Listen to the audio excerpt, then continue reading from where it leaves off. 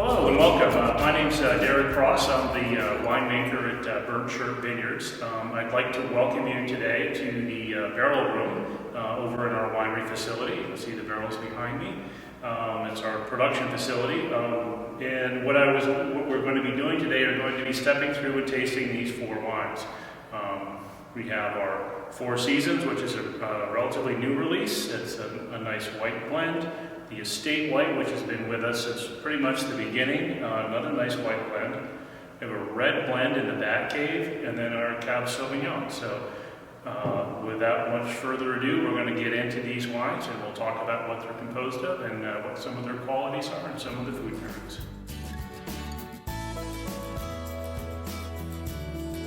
So just to start with, we're going to start with Four Seasons.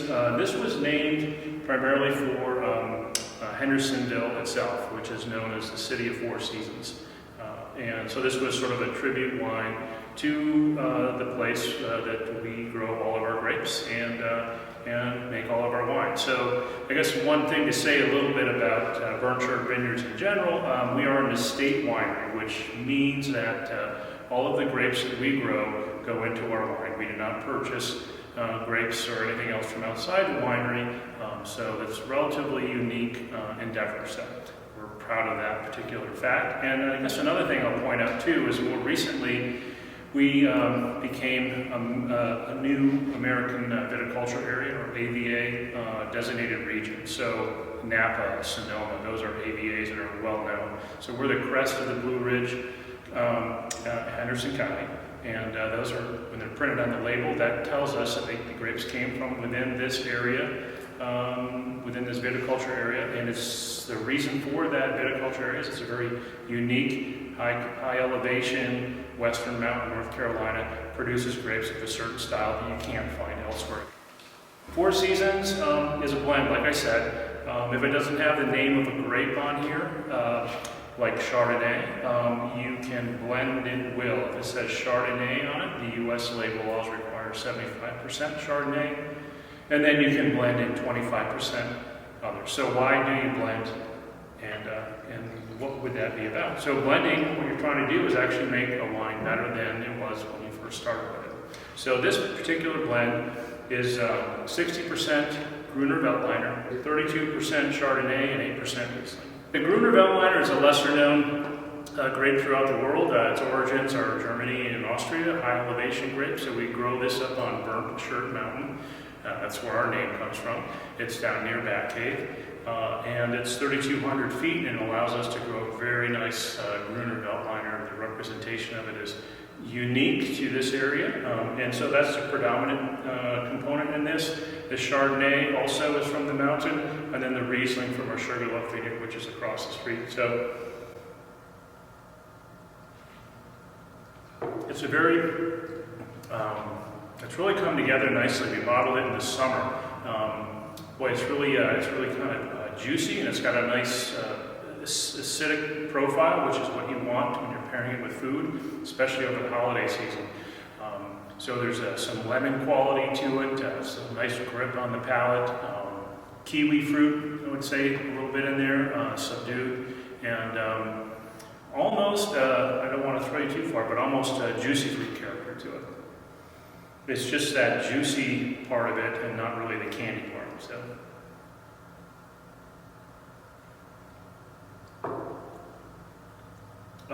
This wine would pair well with some of your poultry dishes. I would think cheeses, especially like a smoked cheese, it's harder. I think would work well with it. And perhaps shrimp. This is probably one of those, if you're thinking of a holiday wine or through the winter, that would be a nice rustic, maybe roasted vegetables and chicken as well, like a roasted chicken. Now with the Four Seasons, I'm going to introduce us to the 2018, it's the Burntshirt Vineyards Estate White Wine. That has been with Burntshirt since pretty much the beginning. So again, the blends do vary year over year. This particular blend has got 55% Gruner Veltliner, so similar to the Four Seasons, but then it goes a different way, and we have 45% Vidal Blanc, which is an American hybrid. And so that's the other part of that blend. So Vidal Blanc, a little more flowery to blend with sort of some of that lemon acidic structure that you get with a Gruner Veltliner. And I should say that both of these white wines, they're stainless steel. By that I mean they're fermented in stainless steel, they aged in stainless steel, and bottled from stainless steel. They never see any oak.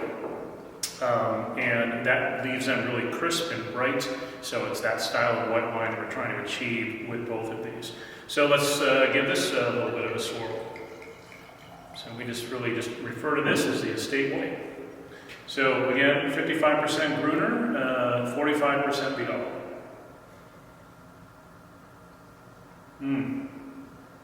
Yeah, you can really tell the difference. So the Vidal really helps it to become more of a gentle, soothing wine, I would call it more like that. Just a little more gentler. It's got some of that, bright character to it, but what comes out is that flowery attribute that Vidal can bring. Vidal is a great blending wine, and it's also nice on its own if you like that style. So married with the Gruner Veltliner, we're seeing something that's just a real fun, easy sipper, whether it's 20 degrees outside and you're sitting in front of a fire, or 95 degrees and you're looking for shade in the summer. It's easy, unpretentious, it's just nice just to have a glass at the end of the day, or maybe while preparing a meal or something of that sort. As far as pairing it with food, because it's got a wide variety that it could go with. I would go anywhere from shellfish all the way through any of the poultry, turkeys. That could be a nice kind of pairing. Some softer cheeses, fontinas, things of that sort that aren't too hard, semi-soft, would be a nice pairing as well. So the Bat Cave, this has been an interesting one, and it's evolved over time. So again, it doesn't have a name of a grape on here, so the blend can be whatever we really want for that year. So what we're trying to achieve in the cellar here is consistency over time. So we want something bold, a serious red wine, I would call it, something bold, and something that sort of stands out at you. On this particular label is an actual picture of the entrance to the Bat Cave that's over by Chimney Rock in the town of Bat Cave. So this white line represents the actual entrance into the cave. It's pretty taken from a postcard that I think was somewhere in the 40s or 50s that we found that from.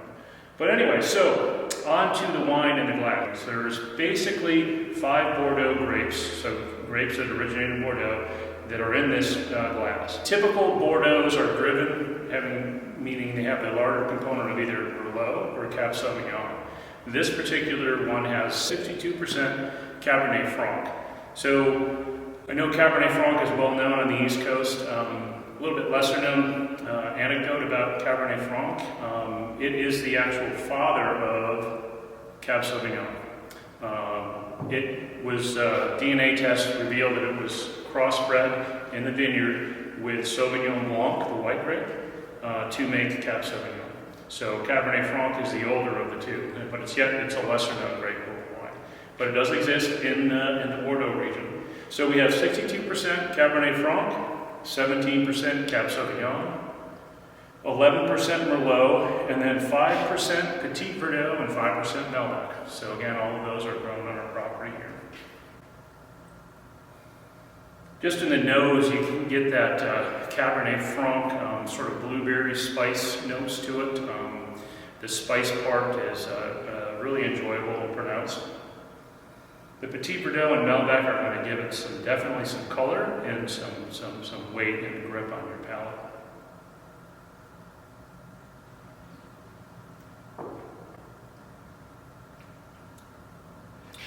Yeah, it's nice. It's going to age well too. The tannins in it are, which is the the more drier part of the red wine, they're very pronounced.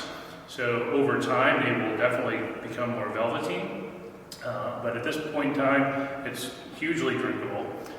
It's got, I'm just going to run through it in my mind while I've got it. Blueberry, there's some hints of pomegranate, and some sweet mocha, and just a little bit of smoke that really from the barrels themselves. So they come out of barrels. So all of these components in here, some have seen French oak and some have seen American oak. So it's just a different flavor profile, an aromatic profile that comes out of either barrel. And we could even go into it even further with talking about the different forests that they come from, because forests also are different. So French, there's 5 major forests in France, and each forest has a unique profile of aromatic and palate nuance it's going to give to it. There's an interest, that's kind of interesting. And really what we're talking about on the barrel side of things, where that gets unlocked is when these barrels are made, they're burnt on the inside or toasted. And that's going to caramelize any sap that was left in there. So think of a tree like a grapevine. So grapevine that's grown here is going to produce a different grape profile, aromatics and sensory, like on your palate, than a Napa grape or a Italian or French or whatever. So when it caramelizes it, when they burn that, it releases aromatic notes. So, and it could be more vanilla or more butterscotch or more coconut. It just is totally different from each forest that it comes from. And it's subtle, but it is different. And also you get the mocha, smoky, and earthy qualities from the toasting of the barrel. But yeah, this is going to be a nice one to hang on to and sit by the fire. And I would have it with a rustic roast, a red sauce if you're looking at Italian. It can hold up to that.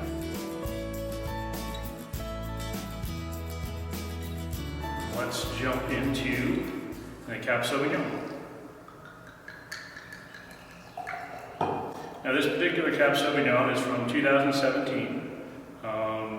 Is a point of reference. We try to get a couple years of barrel age into our Cab Sauvignons. So the 2018 is in some of these barrels that are behind me. Now that's the only one that we've tasted so far that has the grape name on the label. And that means it has to be 75% more Cab Sauvignon in the bottle. So what we have, 88% Cab Sauvignon, 6% Petit Verdot, and 6% Cabernet Franc. And why did we do that versus leave it 100%? We found that brought out better attributes by blending than just leaving it alone. If we didn't find any attributes that were better or highlighted, we would have left it alone and it would be 100% Cab Sauvignon. Yeah, definitely that dark raspberry. Almost a little bit of smokiness. So primarily French oak in this, and primarily French oak from the forest of Trancé, and some from the forest of Navarre.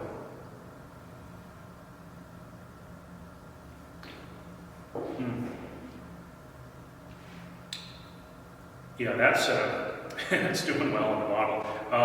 It's got a lot of raspberry going on, which is really the Cab Sauvignon predominant character of that. Vanilla aromatics, which you're going to be pulling out of those oak barrels. Be a beautiful pairing with some of your leaner steaks, so like those filet mignon I was thinking of. Even New York strips, those type of things. I'm gonna contrast it again next to the Bat Cave, because I think the Bat Cave could go well with lamb, because lamb's got that more gamey or venison. Those kind of characters would blend well with that. So maybe think of that for your Easter scenario. But the Cab Sauvignon, that really likes a nice protein, nice big steak that's on the leaner side, some dark chocolate with a lot of cacao, a lot of cocoa in it. A high percentage would be a nice pairing with that as well.